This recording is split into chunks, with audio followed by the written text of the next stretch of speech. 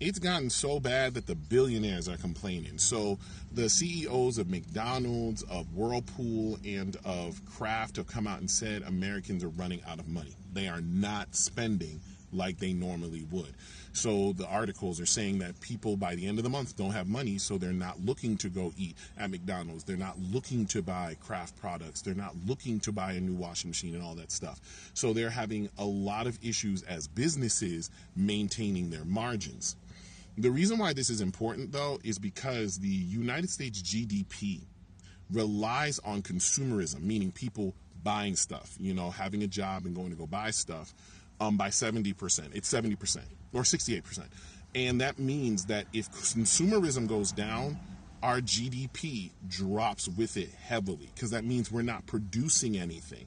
And it means if we're not producing anything, people are going to start losing their jobs, because that means if we're not producing stuff, that means people don't need stuff, which means we have to produce even less. And it's a really bad circle to be in. And I keep saying that no one in the government is doing anything about it, and it's continuing on.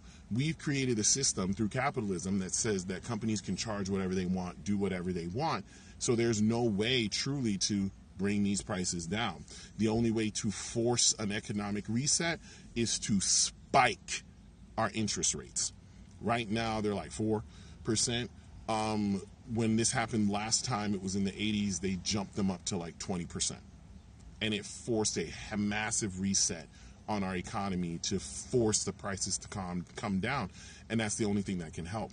Hence why the new chair of the Federal Reserve is like, we are not lowering interest rates, because that's going to be detrimental. Even though the president keeps telling him to do it, he refuses, because things are that bad. And now the billionaires are calling it out. So I don't know what can be done about this, but this is what capitalism is. This is where it gets you. We're in that phase of capitalism where there kind of is no return. So hopefully, y'all, it all gets better, but I don't know what happens here. Y'all have a good day. Private tutor Yuan Jie Ma has a long waiting list. Ma says her students aren't just learning about AI, some of them are already making money. Here you can talk with your original character. Candy Tang is 12 years old. She wants to one day be the CEO of her own gaming company. She's already built this app that lets people talk to virtual friends. I'll tap hello here and it will respond. Tell me what she said. It says, hello. She's built this reservation system for the local swimming pool, and she built an AI tool to connect people with doctors for medical advice. What kind of advantage do you feel like these extra classes give you? If I have any problems, I can use AI to make an app to solve it. Angela Wang is 14. This is me, and I was been bitten by the zombie. She built her own AI-driven app to help runners train. You made an app to help yourself train for running a race. How does it work? My app name is Zombie Run. Like when you don't run, the zombie will chase you. Oh, is this our car? The next generation here is growing up with AI everywhere. I'm gonna get in. So I'm in the back of a cab in Beijing. No driver behind the wheel, just AI. We take a driverless taxi and head to a local mall where shoppers can buy anything from AI companions to robotic dogs. Oh, so she said I could buy their robots today. And the price tag for the humanoid robot starting at $13,500. The four-legged robot starts at $1,600. Here in China, the question isn't whether children should learn AI, it's how fast and how lucrative. For kids like Candy, who is just 12, she's already making money off of her AI inventions. Does any part of AI scare you? AI never scare me because I think AI is a tool. If I use AI, then I will be the scary person. In 2025 and 2030, your whole world's going to change. Very much like, so what happened in 50 years is going to happen in 5. And I don't know if you remember, no, you remember it, sorry. History books will show you that in 1850 to 1910, it was all about the horse. And 1 out of 10 jobs were farriers, people who did horseshoes. By 1910, a horse was glue. Just real talk. And you had 100 automobile manufacturers created in between 1900 and 1910. Most of them failed, very much like AI is going on right now. A few of them survived, like Henry Ford, Ford Motor Company, paid his workers enough to buy the automobile they were making, ethics. And by the way, Motown got their idea for Motown from the Ford auto plant manufacturing line. We are at this inflection point again now, where literally, if you have a high school education and no hustle, you're done. You don't believe me. You go to CVS, go to Walgreens, go to your grocery store. 5 years ago, it was a tester panel, and you had 8 checkout counters. Now go to that same grocery store today. It's one person checking you out and 8 self-checkouts. That's automation. That's AI. Go to the airport. You went to your favorite fast food restaurant. It used to be 12 people behind the counter. Somebody would add, what you want? My food. And not your attitude. Well, I got a break coming up. Yeah, you on your break right now. You retired on the job. Now you got 2-3 people in the back doing quality control, and everybody's check is pushing. This is happening really subtle. It's right in front of you. Like you put a frog in burning water, they jump out. Put a frog in some water and just slowly heat it up. So everything has changed. But versus seeing this as a threat, we should see it as an opportunity. So this is the first thing that I looked up because I was interested in the main groups that are heavily invested in AI, right? So I typed in what groups by race are invested in AI. So it stated this. Number 1, Asian and Asian American communities. Executive and engineering leadership. Immigrants and Asian American talent heavily staff and lead the engineering teams building frontier models at Silicon Valley giants like Google, Meta, OpenAI, Anthropic, and NVIDIA. Reports indicate that a significant portion of America's richest tech-centric neighborhoods are majority Asian American, fueled by a high global demand for top-tier AI engineering talent. Consumer adaptation. A comprehensive Pew Research Center study found that 70% of Asian adults use AI chatbots, with 47% using them daily, roughly double the daily usage rate of white 20%, black 24%, and Hispanic 26% adults. Number 2, white communities. White Americans hold the largest baseline share of academic and corporate tech capital, though they trail slightly in rapid everyday consumer adaptation, research, and venture capital. According to data from the Stanford Institute of Human-Centered AI, or HAI, the academic pipeline for advanced AI research remains heavily static. Roughly 45% of new United States resident AI PhD graduates are white. Skepticism and utility. On the user end, white adults have a lower rate of overall daily AI chatbot usage at 20% and report higher general skepticism regarding AI's public safety and harm compared to other minority groups. Black communities. Black individuals are heavily invested as highly active consumers and community-led founders despite historic barriers in tech venture capital.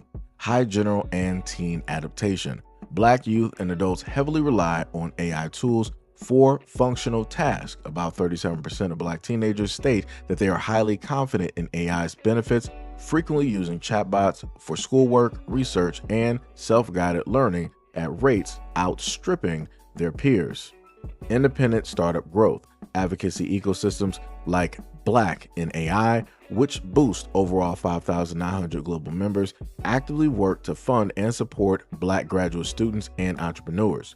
Black-owned firms are carving out niche markets such as CDIAL AI, preserving African languages, and Mayavana, using machine learning for texture hair care data. Last but not least, Hispanic communities. Hispanic communities are seeing high interest on the consumer end, but face unique gaps regarding career exposure. Optimistic users. Data shows Hispanic participants report higher overall perceptions of AI's daily benefits compared to white and Black cohorts. The exposure gap. Workplace analytical data from sources like Indeed's AI at Work report reveals that Hispanic workers are statistically overrepresented in occupations with the least direct exposure to generative AI tools, creating an ongoing push from labor advocates to ensure upskilling programs reach these communities. So I feel like I'm going through a repeat again. I remember when I mentioned anything dealing with crypto, and I had black folks, pulling up to the scene. It was only black folks pulling up to the scene. It was like, yeah, it's they would either say like, yeah, it's the devil, it's evil, it's Satan, it's the mark of the beast. What else they were sitting up here saying? Like I said, it was a variety of things that people were sitting up there saying. It was foretold about all of this stuff, right? In order to stay ignorant, in order to stay directly from it. And slowly but surely, I started to see all these other groups, all these other demographics dip their toes directly in and profit. They were able to make something directly from it. Not only just that, they were also able to understand something directly with it. And again, that something was the blockchain. The blockchain is being used directly for the financial system at this moment in time. Like I said before, you can go and look up the Fed now. You don't have to believe me. Go look up the Fed now and look at how it works. And when you look at the financial system, this is what they are building underneath the financial system so that they can flip it and have that as the main brand new thing in the old way, basically underneath. This is what they're going to slowly do and how they're going to move with a lot of things. You can also look at VR, virtual reality, and augmented reality. You can look at some of the games directly out here where people are able to buy virtual land, virtual property, and it is worth money, right? People will be able to sell it to and from and everything of the sense.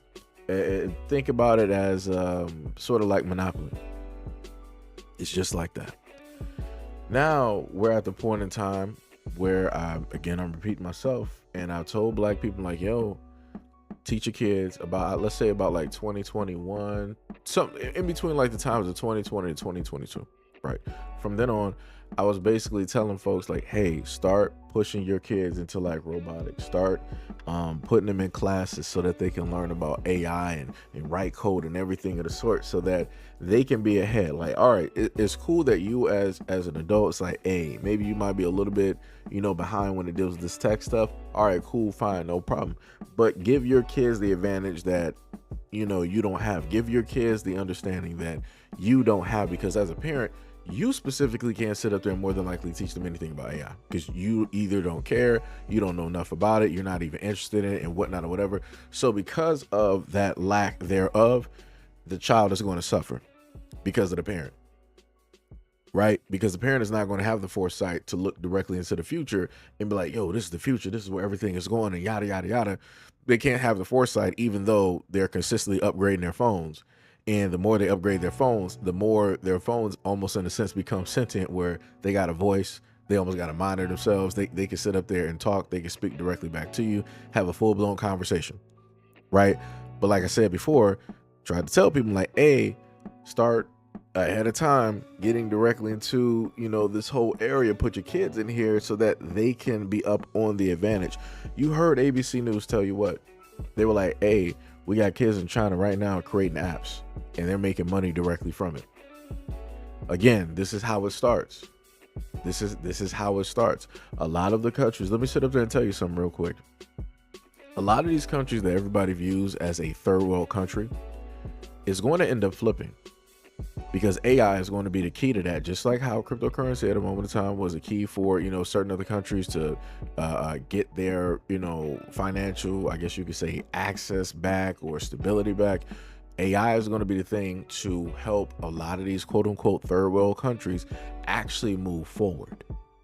So you're going to see areas such as Africa. You're going to see areas such as India. If you don't believe me when it deals with India, look at a lot of the leads in some of these countries. You see a lot of Indians running stuff in tech and all this other type of stuff. So it's not a game. And again, those are Southeast Asians. Then you have the regular Asians. They're already sitting up there running, running AI and creating data chips and data centers and all this other type of stuff.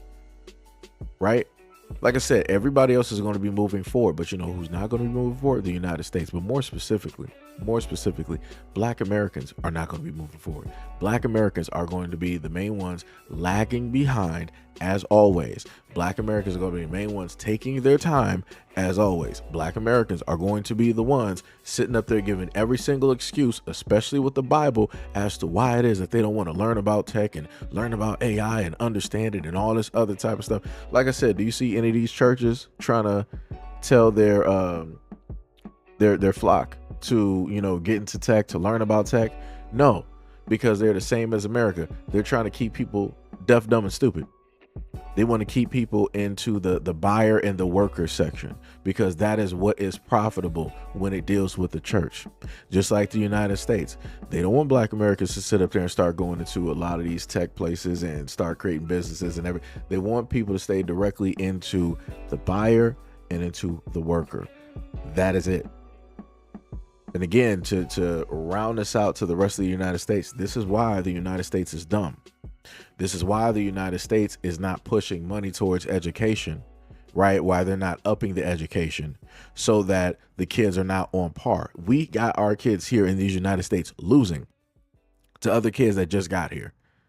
What do you think that means if you actually put all of our kids on a world stage to basically compete? They're going to be losing.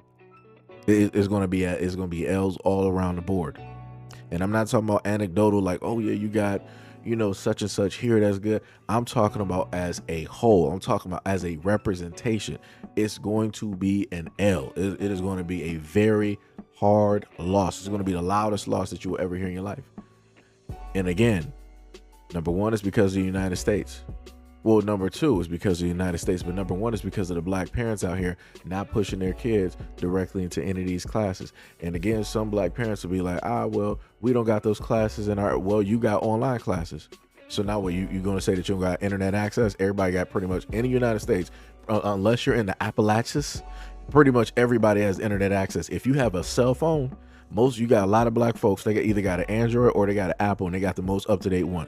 You literally have a hotspot. Your kids got these. Your kids got everything, single thing technological up in that house. You got up-to-date smartphones and all this other type of stuff. So you have to have some type of form of adequate internet access. You don't got DSL. Let's just be very clear. You do not have 2000s internet, right? So like I said, man, every single time that I look around, there's always this type of thing where I can already see it. It's already there that the Black community is lagging around and not paying attention. Everybody just passing them by, man. Just passing them by. And then it's going to turn into a conversation of woe is me and how come people aren't doing this for us? I'm like, how come you're not doing it for yourself? And again, you'll have some people that'll pull up to the scene and they want to be like, well, you're always pointing out the problem, but you never sit up there and give us the solution. I do give you the solution. I'm sitting up there showing you what the problem is, and I'm telling you what the solution is. The parents need to do a better job teaching. The parents need to do their research on AI. I don't care how frustrated you get. I don't care how much you don't care about it. If you actually care about the benefit of your child and them being successful and being able to survive directly up out here, it is in your best interest and your bloodline's best interest to get these kids directly into anything dealing with computers. Stop all of this nonsense talking about it's the devil, it's forewarned, it's in the Bible. Y'all want to put up all of these Bible verses. This is why y'all behind. This is exactly why y'all are behind at this moment in time. This is why you're not sitting up here moving forward, because you clutching on to text, you clutching on to scriptures. You know more about scriptures than you do about technology. And that's the craziest thing. Technology pretty much at this moment, it's not the 2000s, the early 2000s. It's not the 90s or the 80s and 70s. Pretty much at this moment in time, technology almost runs everything. There's not a place that you can go to that technology is not there or some form of it. Like I said, pretty soon AI is going to be everywhere. I'm talking about from like bathrooms to, kitchens. I'm talking about, like in restaurants and stuff like that. Like it's going to be all over the place. It's going to be looking like Minority Report. And again, the thing I'm looking at is that all of these things are opportunities for young Black kids or even Black families to step directly into this and to create something that will, inevitably cause generational wealth. And then from that, it opens up a whole new avenue, a whole new door where the rest of their generations can now just be on a steadier ground, and they can just have 99 different doors to go through, all different types of options. It's not the same exact options that you see every day, where it's like sports, rap, and go into the streets, in and out of prison. Like I said, it's beyond those options. That's what I'm looking at. That's what I'm staring at this moment in time. Like I said before, the teachings or the lack thereof happen due to the fact of the parents. You heard from one of the black billionaires, the brother at the end, where he was sitting up there saying that it's going to be done for those who got high school educations, but they don't have no type of moxie, right? They don't have no type of go-to. They're not really trying to forge. They're not really trying to create. They're not trying to do better with what it is that they just got right now. It's over. And I said that before. Like I said, I gave y'all the story about Whole Foods, and I told people specifically during that time, that was about like 2017, 2016. The head of the store came directly in and had a conversation, because we had brand new checkouts that were there. We had the normal register for the people, and then we had the self checkout, the computerized checkout. And she was trying to reassure people, this is how you know that people are lying. The moment in time before you even ask about it, before you even present the question, they're giving you like, oh, well, you don't have to worry about your job. Your job isn't going anywhere. This is just here just because. They're lying to you. They're letting you know, they're just trying to calm people down so people don't sit up there and freak out, but they're automatically lying directly to your face. And I knew that she was lying to me. I'm a tech guy. I knew exactly where this was sitting up here going. The moment in time that you start putting in self-checkouts, the moment in time that you start putting in computers and AI, it's over for the normal people who work those jobs, because they no longer need to sit up there and have you there. All they got to do is just hire a tech person, either in-house or by way of the company, to come, fix whatever going on with the register. And like I said, whatever they were paying all of those people, all of that money is going directly to that tech person. And again, as an example, that tech person, that could be anybody's kid directly in the black community. Understand what I'm saying? They could be anybody's kid in the black community, being able to fix and deal with that machine, or even starting up a business and doing things like that all across the board. Like I said, there's so many different businesses, so many different ways to sit up there and slice it. It's incredible. But I know for a fact, like I said before, there are not enough black folks up out here that are going into this industry. There's not enough black parents out here that are pushing their kids to go into this industry. It's the same go-to that we've been going to for the longest time possible. Rap and sports, that's it. That's it. It's just rap and sports. Because people are like, well, that's the main way to sit up there and get money. But you got to be good enough. You got to be good enough, or you got to be lucky enough, or you got to be a combination of both. Or by some genetic freakish way, God just put these genes directly in the bloodline, and it'll strike hot that one time real quick. That's it. You got 3 ways that works. All of them pretty much are luck. None of them you can directly look at and be like, okay, I'm going to take this route and this is going to... No. Even by directly going to college, you're not assured of getting a high-paying job. You got a lot of people out here with college degrees that still don't got a job directly in what it is that they went and got a degree for. Can't even get my words right because I'm so just... Like I said, it's crazy, man. It's just... I would love for this to work out for the black... I would love for people in the black community to actually take heed to the word and just go out there and start pushing and start moving. Some people will probably also sit up there and state that, oh, why don't you just give us the information? I can give you all the information in the world. That's not going to make you more intelligent. If you don't know how to apply it, where to apply it, if you don't have the moxie, if you don't have the energy, if you don't have the wherewithal, if you don't have the willpower, you could be sitting on a wealth of knowledge right now. But if you don't have the energy to move with it, it's useless. It's a paperweight. Like that's the main thing. Like I said, I've given information all the time throughout a multitude of videos and or live streams directly on this channel, and in a lot of instances, 99.9% of the time, people don't move with it. And like I said, it'd be like that. But all I'm sitting up there saying is, can't nobody sit up there and tell me what it is that I haven't or I didn't do, because I at least got documentation proof by way of recordings. Like I said, this is why I do a lot of the videos that I do. So just in case people want to run through and be like, oh, you ain't do this, you ain't. Actually, I did. You didn't do your research, and that's not my fault. That's yours. Like I said, what's the main thing that people like to say with the scriptures and whatnot? People, your people will suffer because of the lack of knowledge. Yeah, black people are suffering. Black people are suffering because of lack of knowledge. Black people are suffering because of fear. Black people are suffering because those who are leading in the black community are leading them to be dumb and stupid. And I'm just being real. Like I said, ain't nobody pointing me to a point in time out of all the time. I'm just going to sit up and put this to the churches because it's the easy one to go to. Out of all of these churches that we got into the black community, how many of these churches are offering courses and classes to upgrade the knowledge base of the community so that they can get out of poverty, so that they can actually uplift and better themselves, so that they can actually teach and pass it down and educate directly to their kids so that the whole family can be elevated? Where they at? Where are all of these churches all over the black community? I'll wait. I will wait. Because like I said before, in order for the churches to work, they have to have you at a certain level. You got to be at this certain part. Because if you go above that, then you're like, well, all right, the church is cool, but let me sit up there and focus on building this. Because the moment in time that you focus away from the church and you focus on building your family, investing in your family, investing in yourself, investing in your kids, valuing yourself, respecting, as soon as you start doing all of that, the church loses money. If the church loses money, the church can no longer run. If the church no longer can run, that pastor ain't sitting up there getting that money. If the pastor can no longer get money, then he serves no use. And now he's out here with no job. Right? Like I said before, man, folks gotta really pay attention.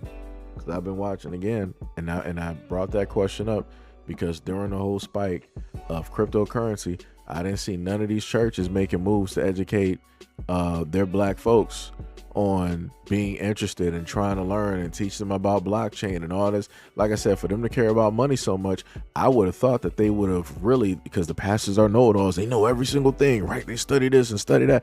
You would have really thought that these pastors, for at least that good solid 4 years, they would have been out there really trying to teach their folks so that they can gain more money, right? Because they're given, right, the fruits of knowledge, right, that the pastors are given, right? Once they deliver those fruits directly to the followers, right, the followers are going to gain something directly from it, and then from those followers, money is going to sit up there and flow back in return. Ain't that how the pastors always sit up there and say it's supposed to go? When you bless somebody else, you yourself shall be blessed. But yet I don't see those pastors. Like I said, for those two examples, I do not see, and I'm talking about as a whole, I do not see those black churches doing that.